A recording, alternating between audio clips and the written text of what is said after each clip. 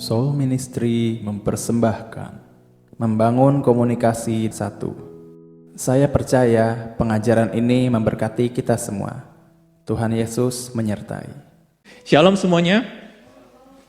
Oke, hari ini topik keluarga ya. Topik keluarga kayaknya sebenarnya simple ya, topik keluarga ya.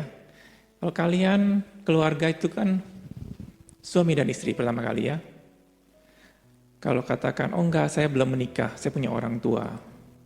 Yes, seorang anak, dia harus menghormati orang tuanya. Tapi di sini semua lebih banyak keluarga ya, pasangan-pasangan. Mungkin ada yang belum menikah atau yang sudah menikah, tapi mayoritas ini sudah menikah. Kalau kita ngomongin keluarga, berarti kita ngomongin suami istri ya. Sebenarnya simple kalau suami istri. Pada waktu suami dan istri berbicara, kalau saling menerima, bisa beres ya? Bisa beres. Bangun pagi hari, kalau si istrinya ngomong, selamat pagi, suaminya katakan, bikin berisik aja. Kelihatan ya? Hubungan sudah dimulai dengan keributan. Saya yakin sekali kalau kita saling menyapa suami dan istri, dan saling ibaratnya apa ya, saling berbicara, itu kenikmatan luar biasa. Dari situ kita akan yang namanya hubungan itu berjalan. Bagaimana caranya berkomunikasi di dalam keluarga ya? Saya yakin di sini kebanyakan tidak dijodohkan ya. Benar ya? Tidak ada orang tua yang katakan bahwa nih saya jodohkan ke kamu, yuk kalian ngomong. Enggak. Kebanyakan dari kita mencari jodoh masing-masing ya. Kita mulai dengan berbicara, dengan ada saling kecocokan, dari situ akan mulai naik. Mungkin kalau orang dunia katakan dari mata turun ke hati ya. Nah, komunikasi juga saya yakin dimulai dari sana ya, dari kita pertemanan. Dari pertemanan sebenarnya pertemanan paling enak ya.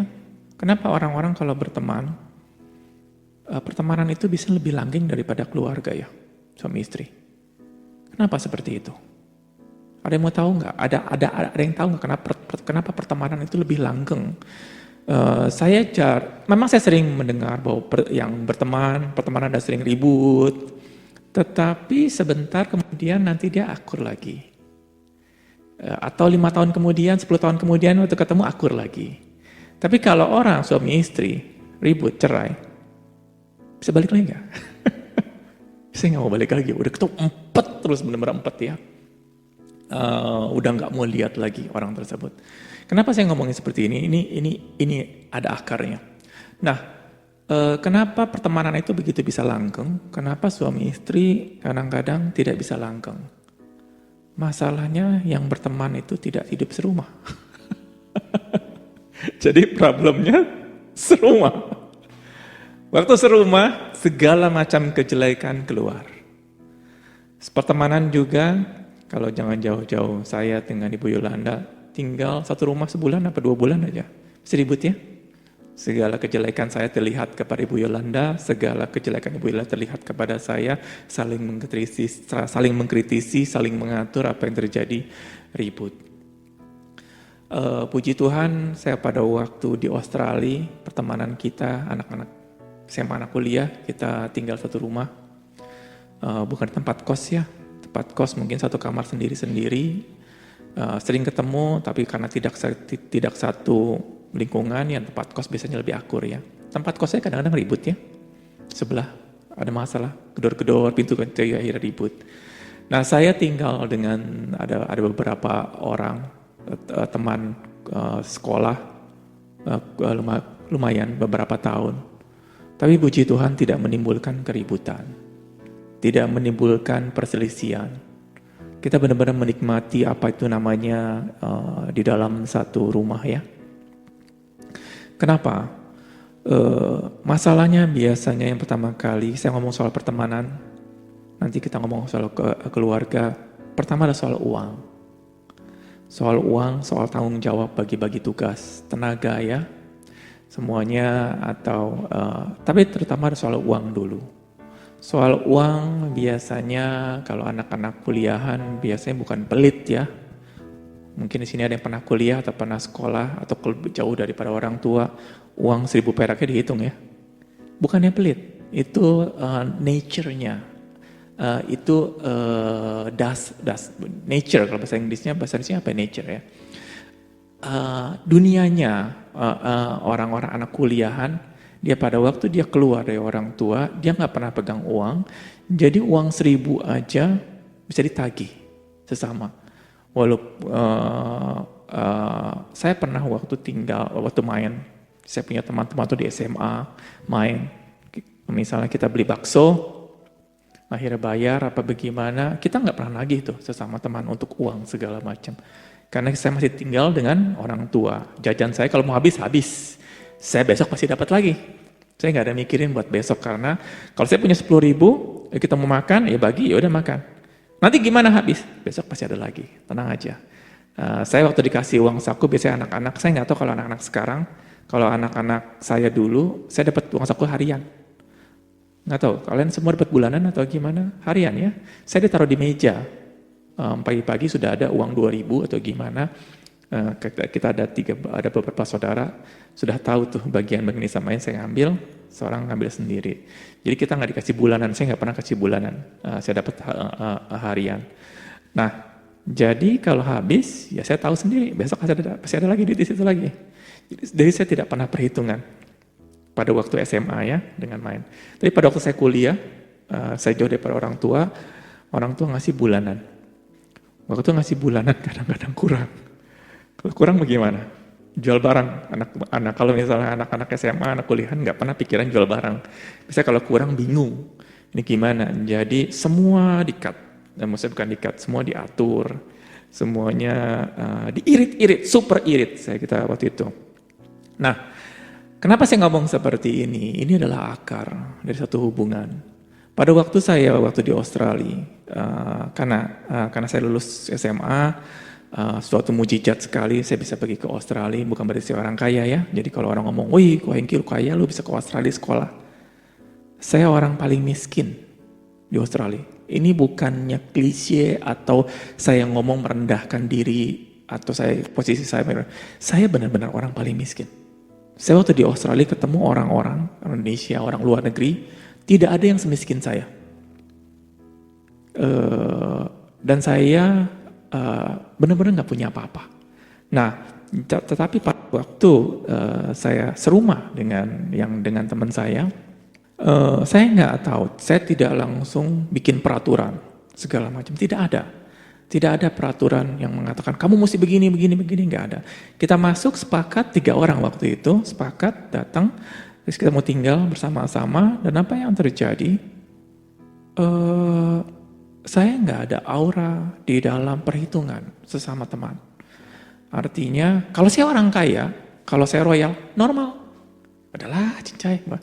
Karena orang-orang kaya biasanya dapat duit dikirim sama orang tuh berlebih. Kalau saya boleh cerita sedikit, kalau orang-orang kaya, anaknya dikirim ke luar negeri, itu nggak ada yang namanya duitnya pas-pasan. Mobilnya pun akan dibeli mobil yang paling bagus. Dibeliin, semuanya dibeliin. Karena uang sekolahnya di sana cukup mahal. Jadi orang yang berangkat ke Australia sekolah berarti orang-orang kaya biasanya. Jadi mereka semuanya tidak ada pikiran untuk ngirit. Tetapi karena auranya mahasiswa, itu masih keluar tuh. Masih keluar, tetap biarpun ini. Jadi $1, $2 pun dihitung sama mereka. Nah, waktu saya tinggal satu rumah dengan teman saya, dengan ada beberapa lagi, kita nggak pernah hitungan. Jadi kita selalu bagi 3. Mau makan sedikit, mau makan banyak, selalu bagi 3. Listrik pun bagi 3. Kamu mau pakai listrik, malah karena sana ada musim dingin ya. Kalau musim dingin, kedinginan, kalau AC itu biasanya, kalau AC segini ya, kalau ada orang-orang tukang, tahu kalau kamar namanya kamar, mahasiswa kecil lah, setengah PK juga cukup ya. Listrik setengah PK, kalau misalnya AC, itu nggak banyak sebulan. Karena dia punya AC itu akan nyala mati, nggak nyala terus. Tapi kalau heater, pemanas, itu konstan. Nggak ada tuh heater yang nyala, dia akan konstan. Sekali heater itu bisa 2000 watt. Dan nyala itu musim dingin bukan sehari 2 hari, terus siang dan malam. Kadang-kadang kalau misalnya teman saya nyalain heater, berarti kalau dia nyalain, Misalnya dia nyalain heater. Saya kalau nggak nyalain takut misalnya, aduh ini gimana ya kalau saya nyalain nanti bayar listrik kegedean. Dia sudah nyalain. Saya kalau nggak nyalain saya rugi dong. Kasar sih, ya udah sekalian nyalain. Enggak, kita nggak pernah berpikir seperti itu. Kalau memang kedinginan nyala, nggak ada masalah. Pas waktu ada tagihan, berapa tagihannya kita bagi bertiga. Dan apa yang terjadi? Kerukunan itu benar-benar luar biasa karena kita mau berbagi dan kita tidak saling perhitungan saat itu dengan uang. Dengan uang kita tidak saling perhitungan. Tidak ada waktu masuk langsung ada konferensi meja bundar, langsung peraturan diberikan, tak, tidak ada. Kita benar-benar ada satu aura Tuhan seperti mempersatukan. Tidak ada peraturan di sini. Waktu along the way, kita berjalan benar-benar enak sekali. Tidak ada keributan sama sekali. Itu luar biasa. Kok cara gimana? Kalau kalian sebagai anak Tuhan, pada waktu kalian masuk ke satu tempat, kalau kalian percaya sebagai anak Tuhan, ada roh Allah yang mengikuti kalian. Ada roh kebenaran, roh hikmat. Ada roh yang kayak keluar. Kenapa saya bilang seperti itu? Beberapa kali saya masuk ke satu tempat, sebelum saya masuk, orang tuh merasakan kayak ada setan. Aduh, ada tekan segala macam saya nggak tahu. Tapi waktu saya masuk ke sana, setannya kabur. Saya nggak ngerti setannya kabur dengan orang tersebut atau bagaimana. Jadi ada aura roh Allah masuk yang mempersatukan. Jadi saya nggak bikin sistem, wah sistemnya keren, ini mesti gini. Ada roh Allah yang masuk yang mempersatukan. Dan apa yang terjadi? Kita makan. Nah, soal uang beres. Kita ada aura saling berbagi. Saya makan, kita belanja ke supermarket, habis $150, langsung bagi 3. Enggak ada, ya kalau misalnya ada sampo, segala keperluan pribadi ya dipisahkan. Karena kan sampo seseorang beda-beda ya, ada yang mahal, ada yang murah, itu mereka tahu diri, dipisahkan. Tetapi kalau misalnya yang soal buah-buahan, sayuran, susu, makanan, minyak segala macam kita kumpulkan, habis $150, roti segala macam, langsung bagi 3. Kalian mau makan nggak? Makan ya. Dan apa yang terjadi? Kita menikmati sekali. Saya bisa makan pesta, luar biasa. Dulu nggak ada internet, nggak ada yang namanya belajar masak. Kalau sekarang kalau mau masak ayam nggak tahu, cek YouTube. Oh gini toh bumbunya segala macam resep. Dulu nggak ada. Saya nggak ada nama internet. Bagaimana kita masak? Bayangin anak laki-laki nggak pernah masak. Suruh masak jadi apa? Tapi luar biasa, di situ kita ada yang namanya roh Allah. Saya nggak tahu lah, tapi saya ada roh Allah di sana yang memberikan hikmat. Kita makan makanan masak enak-enak terus. Saya nggak ngerti dari mana hikmat tersebut. Saya bikin puyung hai, jadi. Saya bikin mie goreng segala macam jadi. Kalau nanti ada teman saya bisa kesaksian. Kita sekali bikin mie goreng, satu kuali gede. Kita makan sampai di meja makan udah nggak kuat kita lagi gimana. Dan kadang-kadang kita ngundang orang juga makan. Benar-benar kita nggak pelit saat itu. Kita ngundang orang makan. Teman-teman ya, bukan tetangga. Teman-teman kita juga diundang makan. Dan luar biasa saat itu kita menikmati. Walaupun kita buat teman saya tidak memiliki uang banyak.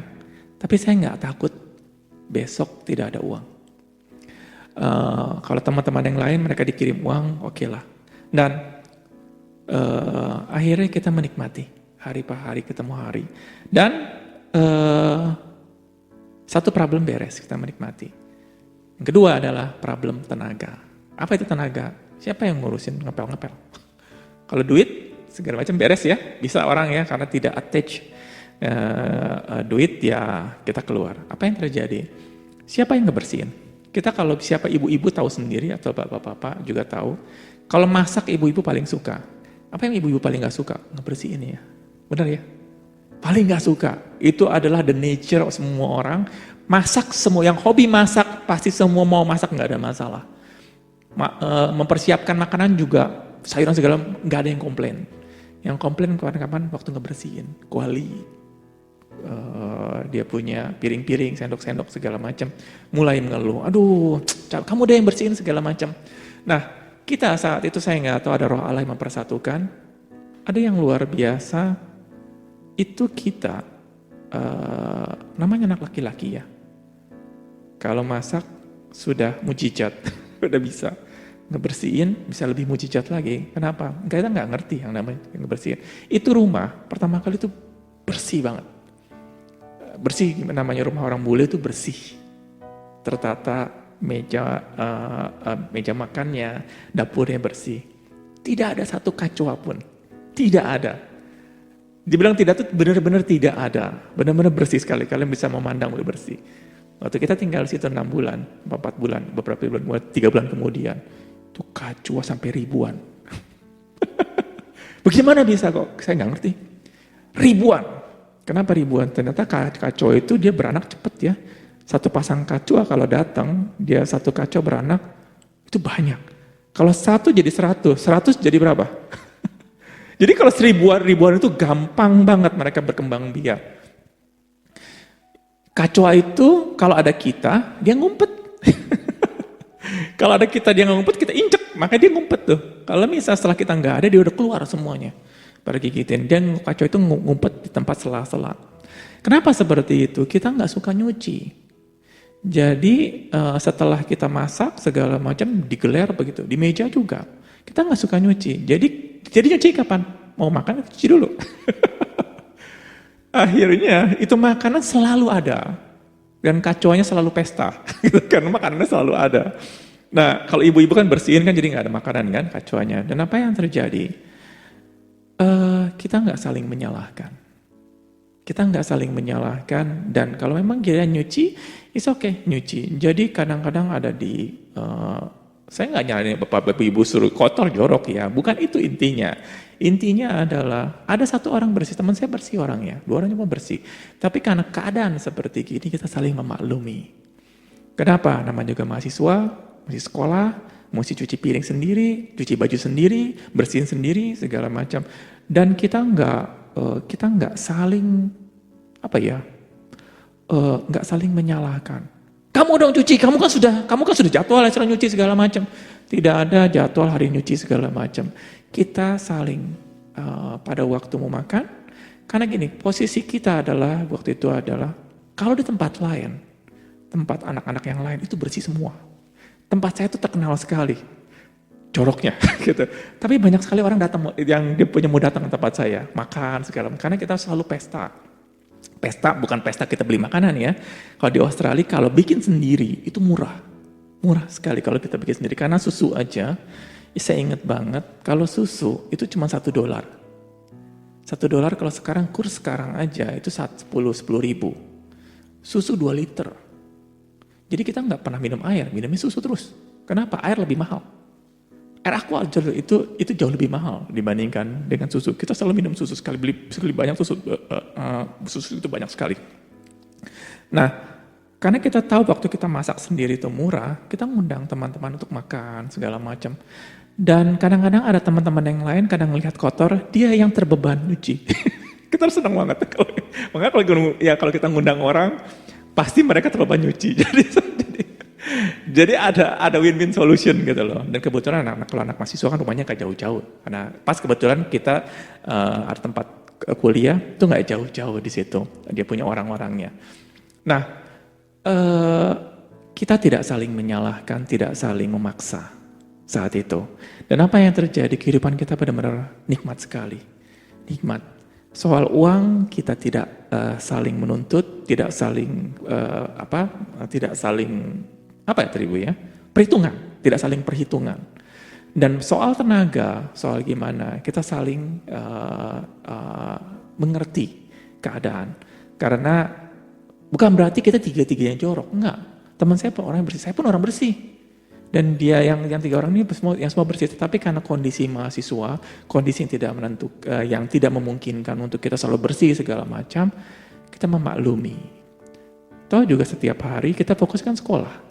Fokusnya sekolah, yang penting nilai-nilai kita bagus. Saya masih sering saat itu saya ngajar orang-orang, dan luar biasa saya akan ngomong lagi.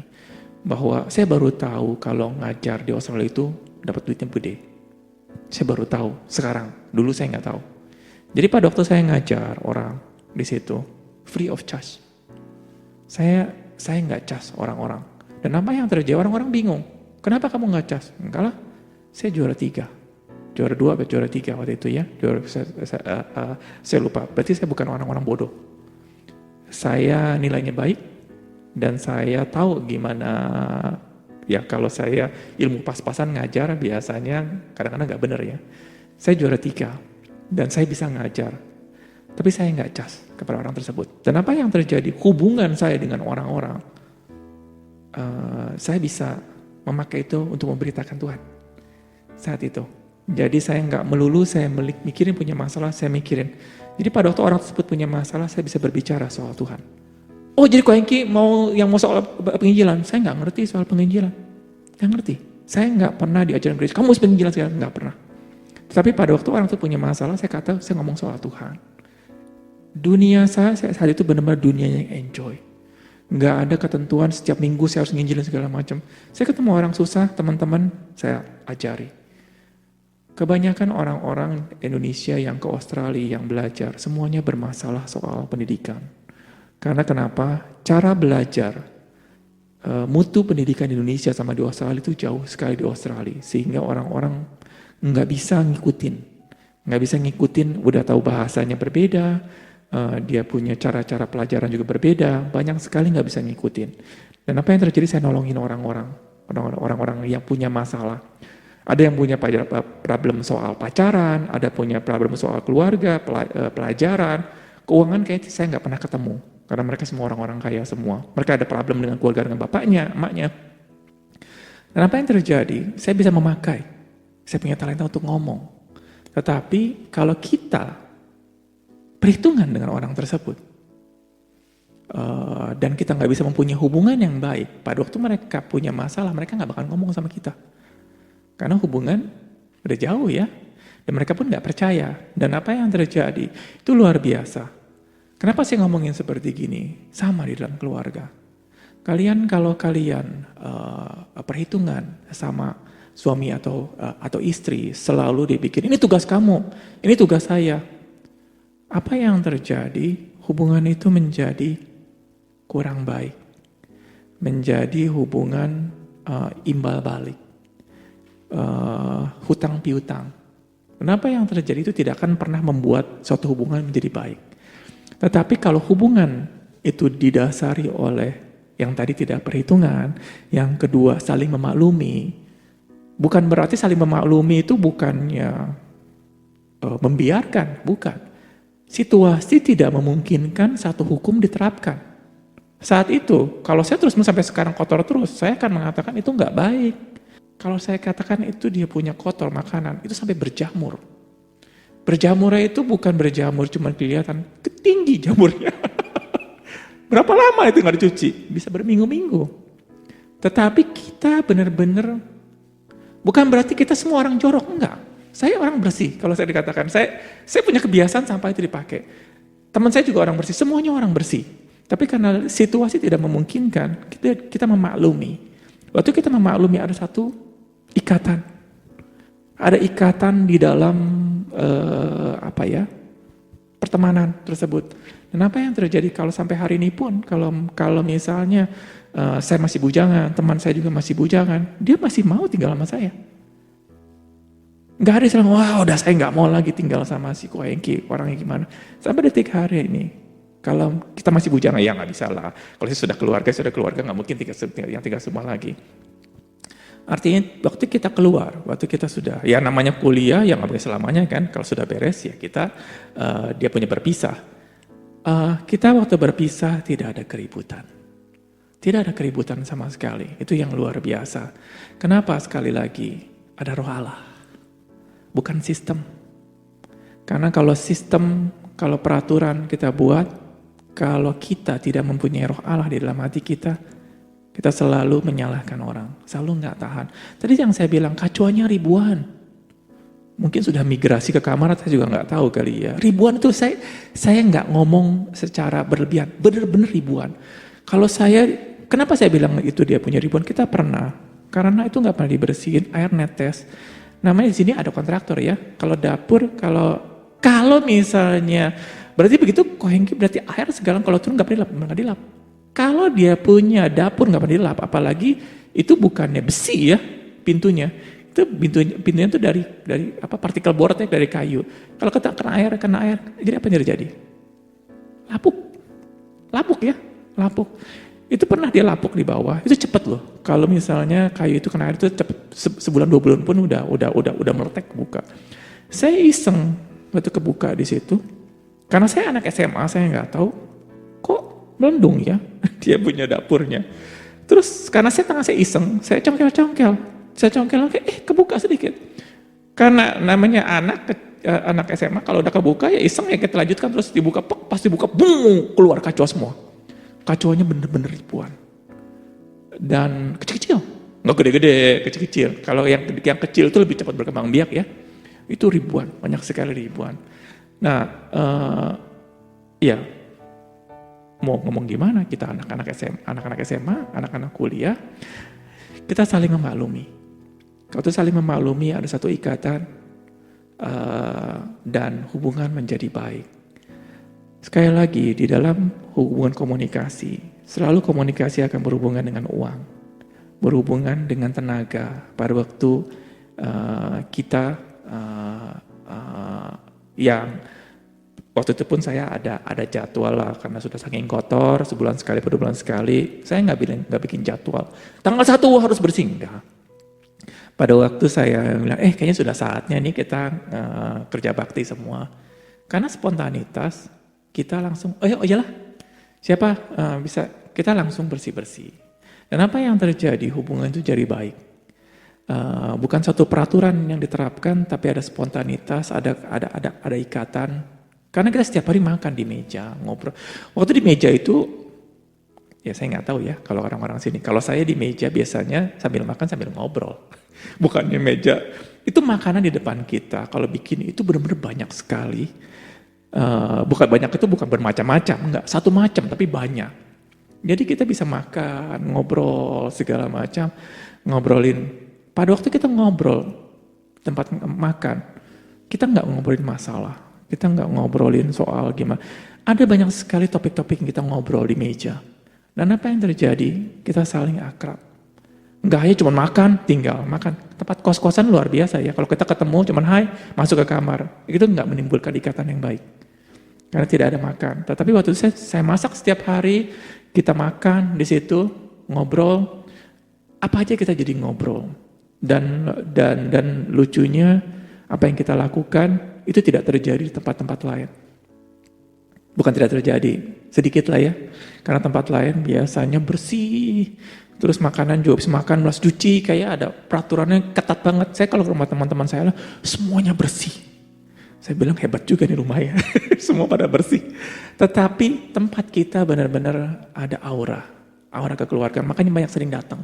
Teman-teman yang sering datang ngobrol, makan, apa gimana. Nah, itu di dalam komunitas, di dalam komunikasi, di dalam keluarga. Cara berkomunikasi yang pertama, jangan kita perhitungan.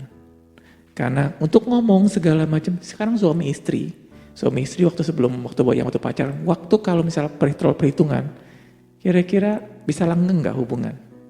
Enggak ya. Kalau pacaran biasanya orang bule kalau pacaran dia bayar makan sendiri-sendiri. Tapi kalau orang Asia itu berbeda.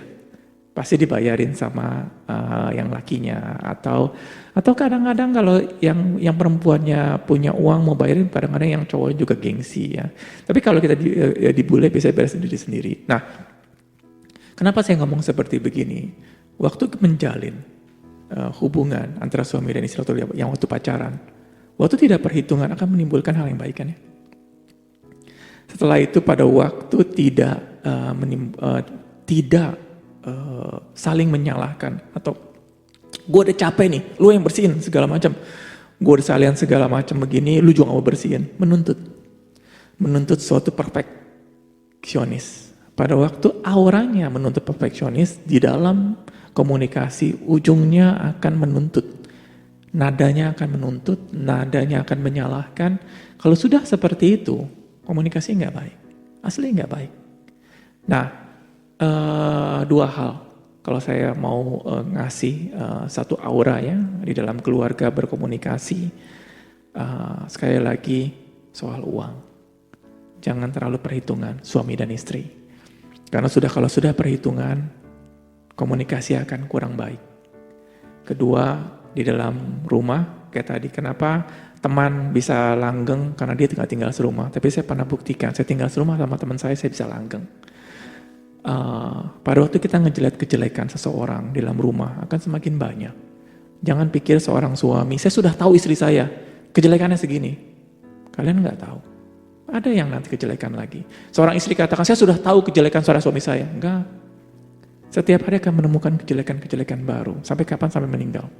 Karena setiap manusia mempunyai sifat-sifat yang beraneka ragam dan dynamic kalau bahasa Inggrisnya. Kalau bahasa Indonesianya berkembang, dynamic itu berkembang. Jadi kita nggak tahu nanti sang suami atau sang istri mempunyai sifat yang tiba-tiba meledak. Kok saya nggak tahu dia punya sifat seperti ini ya? Enggak. Pada waktu saling memaklumi, saling mengerti kejelekan, kekurangan dari sang suami atau sang istri, komunikasi akan lebih baik. Waktu nggak saling kayak gini. Kalau Tuhan aja nggak bisa merubah manusia, kemarin kita udah ngomong ya. Saya dulu berpikir Tuhan bisa merubah manusia, makanya saya merubah orang. Tapi Tuhan katakan enggak, Allah nggak bisa merubah manusia. Segala macam power Tuhan yang dilakukan oleh Tuhan, mujizat, kekuatan, segala macam, tidak bisa merubah sifat manusia. Roh Kudus nggak bisa merubah sifat manusia. Kalau manusia sudah katakan enggak, Roh Kudus pun tidak bisa merubah. Kalau Roh Kudus aja yang suatu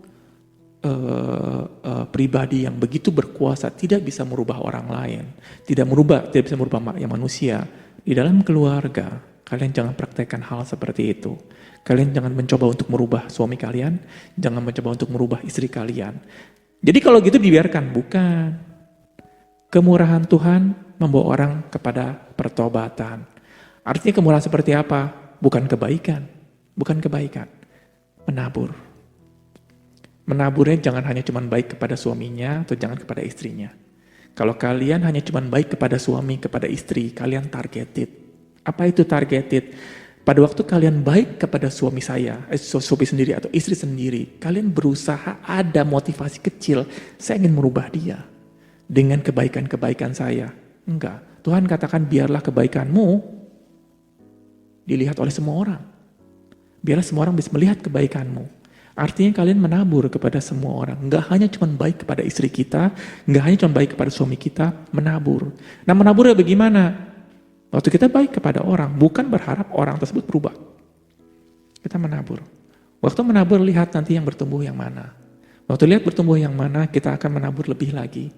Makanya saya pernah jelaskan yang namanya lingkaran 1000, lingkaran 100, lingkaran 10, dan 3, itu treatmentnya berbeda-beda. Waktu kalian menabur, dalam hidup kalian, menabur itu menabur kebaikan ya, menabur kemurahan kepada semua orang. Enggak hanya istri kita, enggak hanya suami kita. Nanti istri akan melihat, kok suami gue baiknya semua orang ya.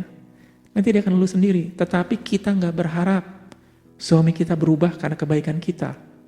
Kalau kita berharap suami kita atau istri kita berubah karena kebaikan kita, itu targeted. Sekali lagi targeted kalau bahasa Indonesianya adalah kalian spesifik ke orang tersebut supaya orang itu berubah. Saya harus berbuat gimana cara itu berubah. Kalian melanggar firman Tuhan. Kalian melanggar cara kerja Tuhan. Kalau Tuhan aja nggak bisa merubah kalian, kenapa kalian berusaha untuk melebihi Tuhan? Yang kedua, kalau kayak ngomong seperti begitu, kita nggak boleh merubah orang, kita nggak usah merubah orang. Kita nggak perlu baik dengan semua orang. Enggak, bukan itu. Pada waktu semakin kalian jahat kepada seseorang, semakin orang itu jahat kepada kalian. Tapi kalau kita menabur kepada semua orang ya, jangan cuman hanya kepada istri sendiri, suami sendiri, orang yang kita senangi sendiri, semua orang. Kita menjadi praktek. Waktu kita berpraktek, waktu kita berpraktek kepada semua orang, kita akan mengerti bagaimana caranya menghandle istri kita, bagaimana kita cara menghandle suami kita, bagaimana kita cara menghandle anak kita. Dari kalian akan belajar. Tapi kalau kita di rumah, kita punya masalah dengan istri, punya masalah dengan suami, udah komunikasi nggak bisa, gimana cara pokoknya saya mesti beresin, istri saya mesti lebih baik, suami saya mesti lebih baik, anak saya mesti lebih baik. Kalian akan pusing. Hidup dengan masalah. Hidup bukan lagi kita menabur. Pada waktu kita menabur, kita nggak tahu taburan ini akan menyelesaikan masalah kita di rumah. Kita nggak tahu.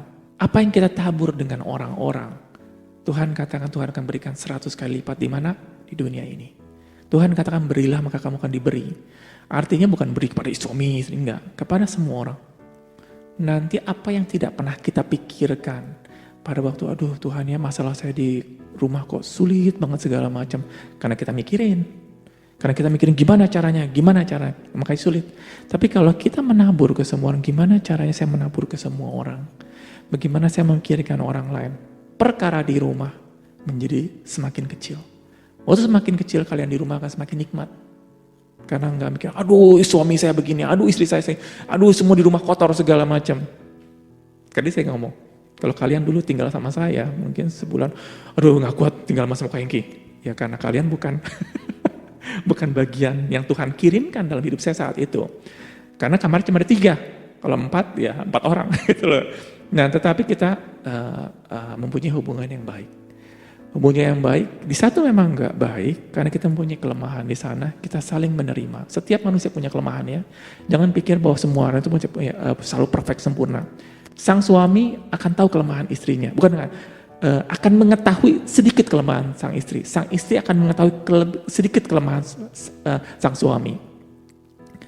Cobalah memaklumi. Karena kenapa saya bilang mencoba memaklumi? Hidup ini masih panjang. Apa kalian keluarga cuma setahun? Mau cuma 2 tahun aja? Itu panjang sekali. Kalau kalian gak mempersiapkan diri untuk memaklumi hal-hal kecil, kalau saya sering ngomong ke orang-orang, hal besar dikecilin, hal kecil ditiadakan. Itu benar-benar tempat waktu saya dulu kuliah. Itu halnya besar, kecoanya banyak, gak ada yang mau nyuci. Tapi kita gak pernah ribut. Lu sih gak pernah nyuci segala macam. Ada kecoa, emang kenapa kecoa? Mungkin kalau kita ambil bisa jadi bumbu kali ya. Bakmi kecoa. Orang geli, tapi kecoanya juga gak gelayaran. Dia ngumpet dulu, pas kita pergi dia baru keluar. Dia punya kecoanya. Ya kalau dia datang ya, kita semprot-semprot kecoa juga gak mati loh. Bingung. Mungkin luarnya doang kali ya, kalau dia punya gak masuk ke dalam. Kata kecoa juga gak ngerti gimana cara ya, nyemprotnya. Ada kecoa ngejar semprot mati. Oh sudah beres, kecoanya sudah mati. Kita pikir cuma 1 kecoanya. Rumah kita bersih. Kenapa saya tahu itu dia punya banyak kecoa setelah kita mau. Yang tadi saya bilang tuh, saya korek, gila banyak banget kecoanya. Tapi kita gak syok. Wah gimana. Kita malahan saat itu rumah pertama tuh bersih. Indah sekali itu rumah. Setelah kita keluar, itu rumah berantakan sekali. Resikonya apa? Uang deposit kita hilang. Uangnya mahal loh, 2 bulan apa 3 bulan pindah deposit kita hilang. Kita nggak ngomong, aduh gimana nih rugi segala macam. Ya sudah, mau bilang apa? Itu bener-bener taman pertama kita bersih. Dalam 1 tahun kita tinggal di sana, karena kita mahasiswa nggak punya uang. Itu biasanya kalau taman kan banyak rumput ya, kita nggak pernah gunting. Gunting cuma pas terakhir waktu serah terima baru kita gunting. Bayangin, itu berapa tinggi tuh dia punya rumput. Setahun loh. Ya orang bule kalau lihat dari rumah-rumah tuh semua bagus. Rumah kita doang yang berantakan. Tapi saya melihat ada Allah di sana. Walaupun rumahnya berantakan, tidak ada banyak sekali keributan di sana. Tidak ada orang di dalam tuh teriak-teriak segala macam. Selalu kita menikmati rumah tersebut. Yang terpenting di dalam rumah adalah tidak banyak keributan. Firman Tuhan katakan bahwa lebih baik saya tinggal di atap rumah. Apa kayak ngomongnya? Lebih baik seorang tinggal di atap rumah, di sotoh rumah, tinggal di atas tuh, daripada tinggal di dalam rumah dengan orang yang sering berantem. Artinya benar, pada waktu kita tidak sering berantem di dalam rumah, itu nikmatnya luar biasa. Tapi kalau sering berantem, apa yang terjadi? Orang mau tinggal di atap rumah. Saya nggak ngerti siapa sini ada orang mau tinggal di atap rumah ya. Nggak ada orang yang nggak mau. Nggak ada orang yang mau tinggal di atap rumah. Tapi lebih nikmat tinggal di atap rumah daripada sering berantem di dalam. Nah itu, dia punya komunikasi. Simple. Kenapa simple? Karena kita perlu belajar, perlu dikasih tahu.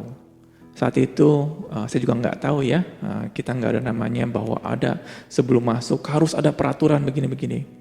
Puji Tuhan ada Roh Kudus yang mengajari kita. Saat itu benar-benar kalau saya nggak lahir baru, mungkin saya juga ribut di situ ya. Waktu saya ribut di situ, kemungkinan saya nggak ada di sini. Kenapa? Saya menabur saat itu di sana.